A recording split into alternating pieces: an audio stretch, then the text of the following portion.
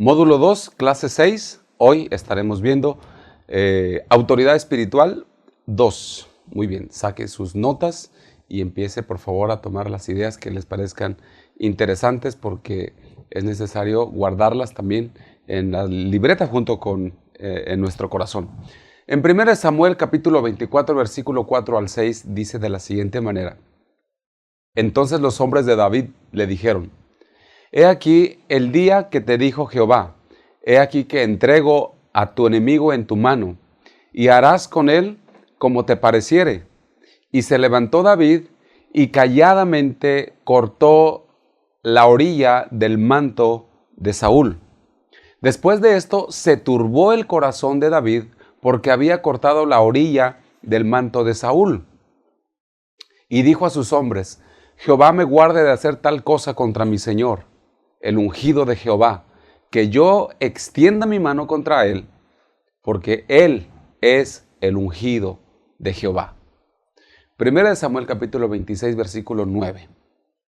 Y David respondió a Abisai: No le mates, porque ¿quién extenderá su mano contra el ungido de Jehová y será inocente? Guárdame, Jehová, de extender mi mano contra el ungido de Jehová, pero toma ahora la lanza que está a su cabecera y la vasija de agua, y vámonos.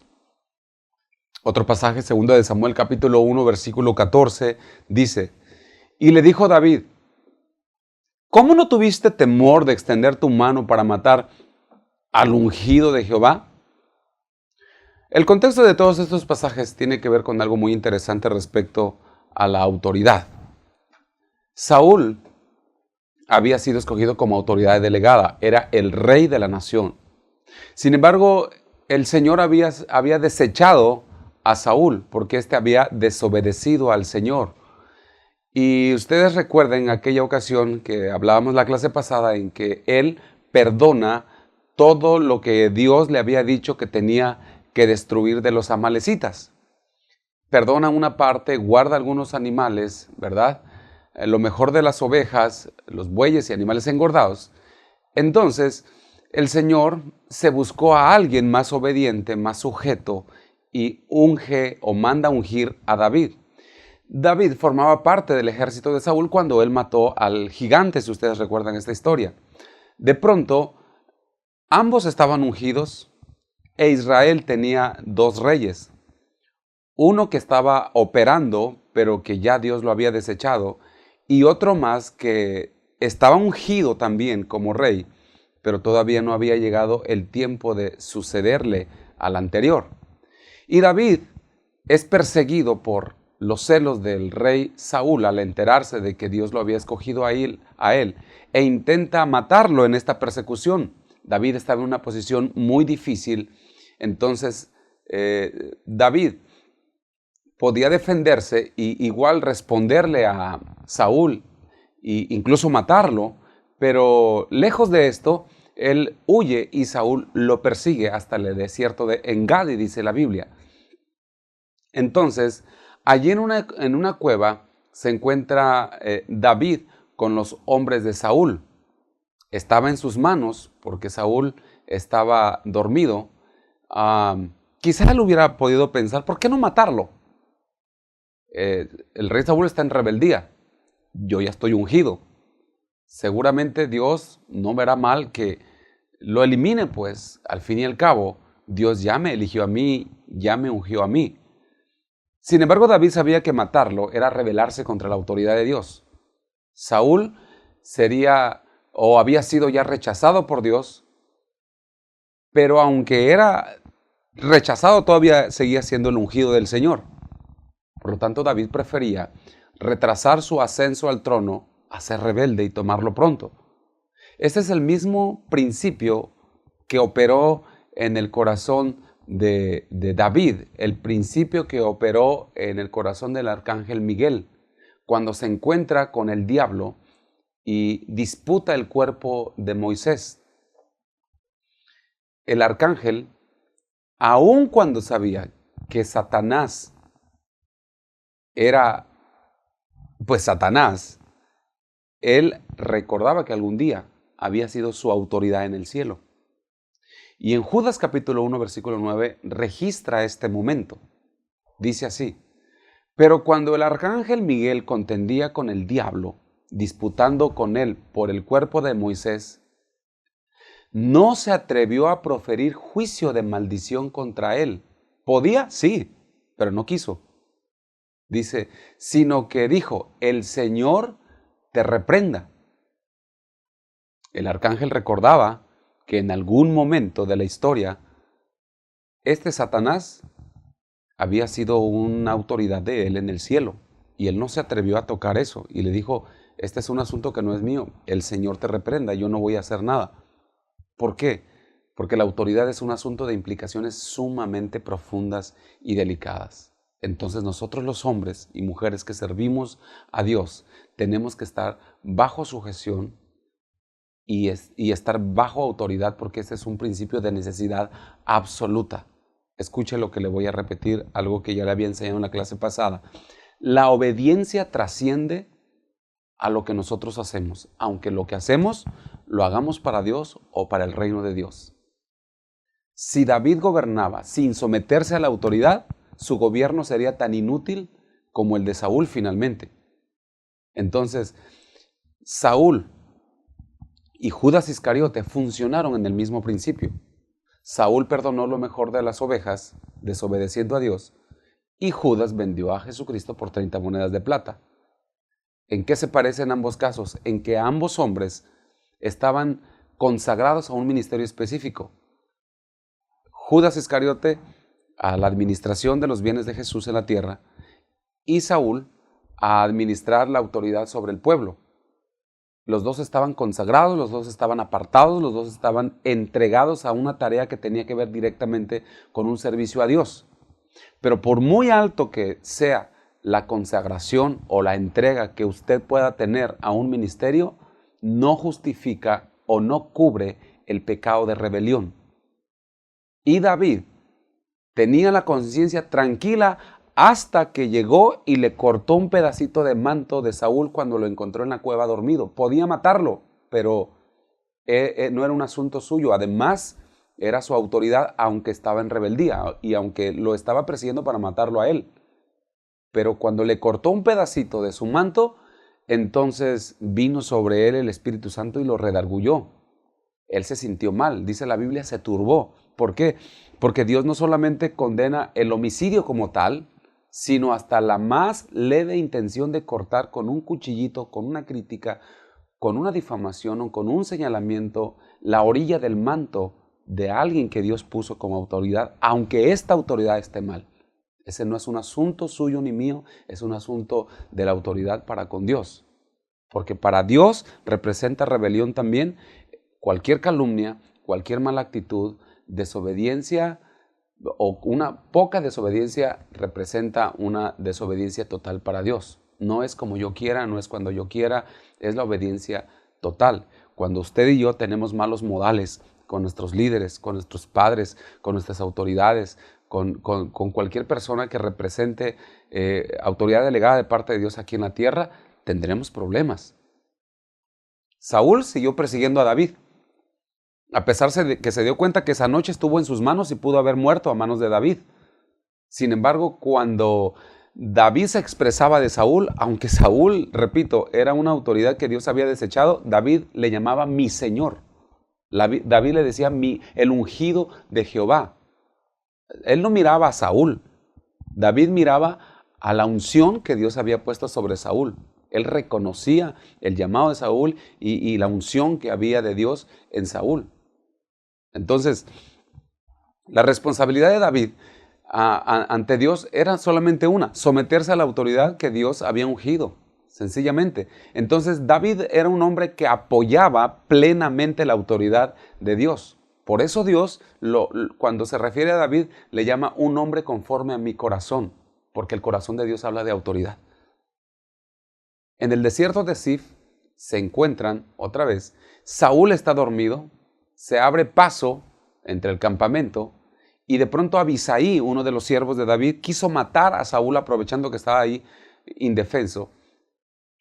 David se lleva solamente su lanza y su vasija, no toca el cuerpo ni nada que estuviera sobre su cuerpo, solo se lleva algunas pertenencias, porque David prefería ser obediente a Dios que mantener su poder sobre Saúl y perder la autoridad que Dios le había dado. Él prefería perder incluso su propia vida que perder la autoridad o tocar la autoridad que Dios había delegado sobre su vida, porque así funciona el reino de Dios.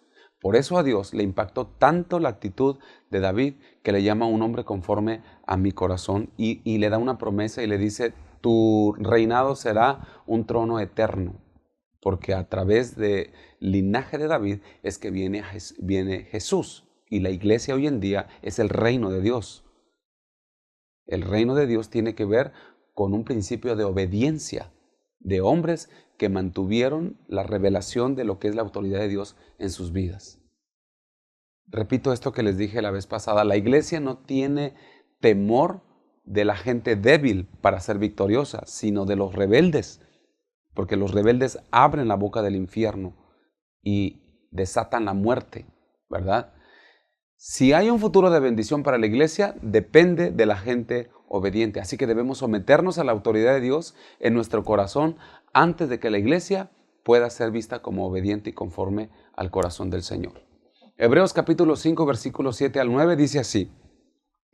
Y Cristo en los días de su carne, ofreciendo ruegos y súplicas con gran clamor y lágrimas al que le podía librar de la muerte, fue oído a causa de su temor, reverente. Escuche bien, dice, y aunque era hijo, por lo que padeció, aprendió la obediencia. Y habiendo sido perfeccionado, vino a ser autor de eterna salvación para todos los que le obedecen.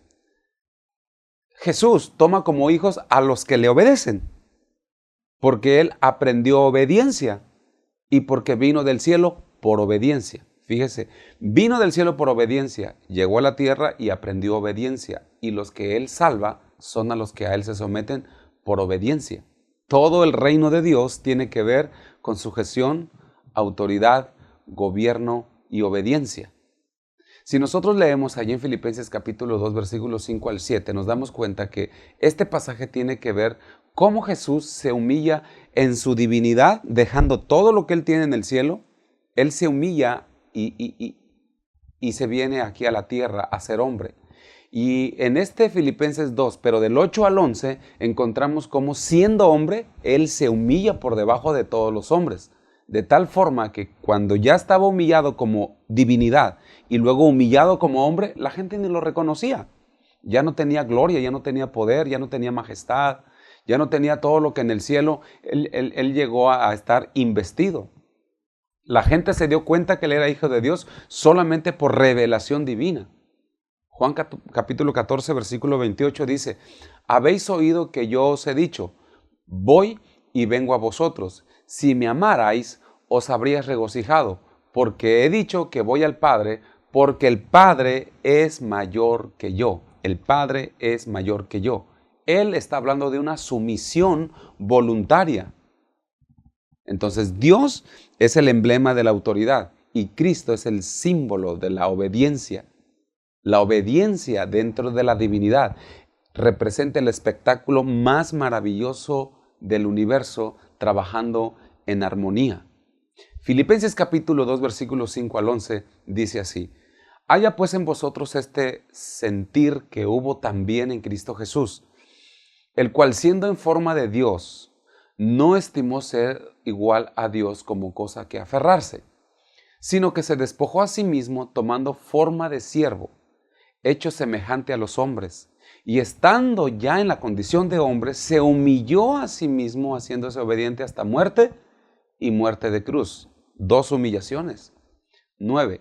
Por lo cual Dios también le exaltó hasta lo sumo y le dio un nombre que es sobre todo nombre, para que en el nombre de Jesús se doble toda rodilla de los que están en los cielos y en la tierra y debajo de la tierra, y toda lengua confiese que Jesucristo es el Señor para gloria de Dios Padre. Mire qué interesante. Él fue llamado Señor en la tierra por parte del Padre después de que Él se despojó. Primero se despojó de su divinidad. Se hizo hombre. Y una vez estando como hombre, se humilló a él. A él no lo humillaron, dice la Biblia que él se humilló a él mismo. Porque la gente que lo crucificaba, lo golpeaba y se burlaba de él, con un solo deseo que él tuviera, los hubiera convertido en polvo. Pero él mostró carácter y obediencia porque él mismo se humilló a él mismo. Y cuando se humilló como Dios y luego se humilló como hombre, fue que el Padre le llama Señor. ¿Por qué? Porque el perfecto papel de obediencia que estaba haciendo Jesús era algo que no había generado lo que se conocería después como el señorío de Cristo. Es decir, originalmente el señorío de uno de los tres en la divinidad, Padre, Hijo y Espíritu Santo, no existía. Uno mayor que otro no existía. Hasta que el Padre le dio a Jesús un nombre que es sobre todo nombre. Pero a Jesús se lo dio el Padre. No, Jesús se lo autoimpuso él. No se tituló a él mismo un nombre sobre todo nombre. Una vez hecho hombre, él pudo haber reclamado su lugar en la deidad, él pudo haber defendido su autoridad que tenía originalmente, pero él hubiera quebrantado un principio de obediencia. Había dos maneras en que Cristo regresara de vuelta al Padre, llevando con él la gloria. Número 1, sometiéndose en obediencia absoluta y sin reservas al Padre. Él así establecería autoridad del Padre en todas las cosas aquí en la tierra en su vida, sin el menor indicio de rebelión. Y así paso a paso, por medio de la obediencia, el Señor lo iría levantando por sobre todas las cosas. Y 2, abriéndose paso por la fuerza, reclamando su poder, usando su poder, reclamando su autoridad, la gloria que él tenía. Pero él entonces quebrantaría el principio de autoridad porque no podría él gobernar siendo él alguien que tenía un principio satánico en su corazón. Si una vez en la tierra él no hubiera sido obediente, él no tomara forma de siervo, él no se humillara a él mismo, él no obedeciera al Padre, él no hubiera regresado de regreso al Padre con gloria.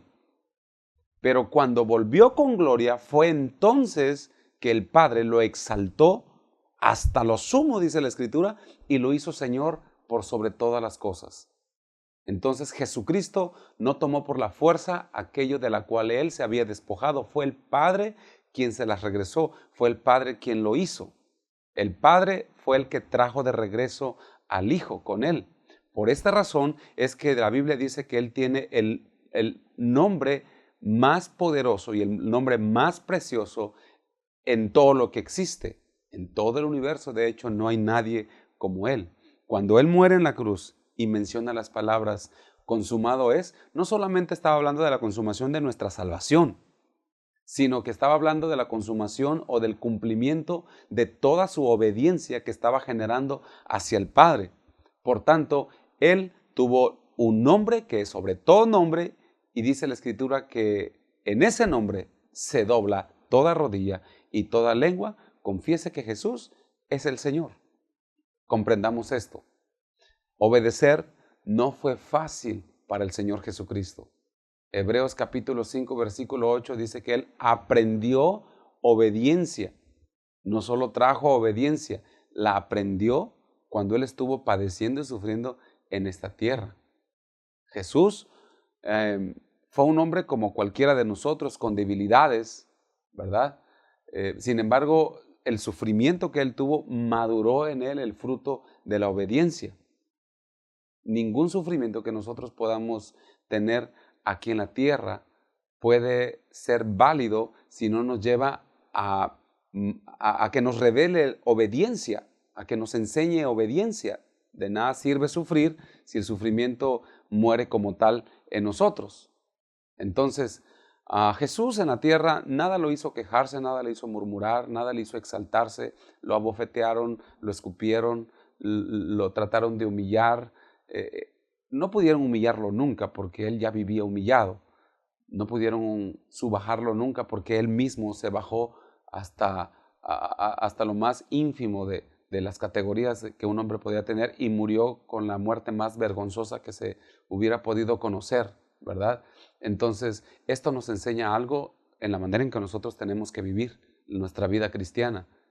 La Biblia dice, haya entre vosotros este mismo sentir que hubo en Cristo Jesús.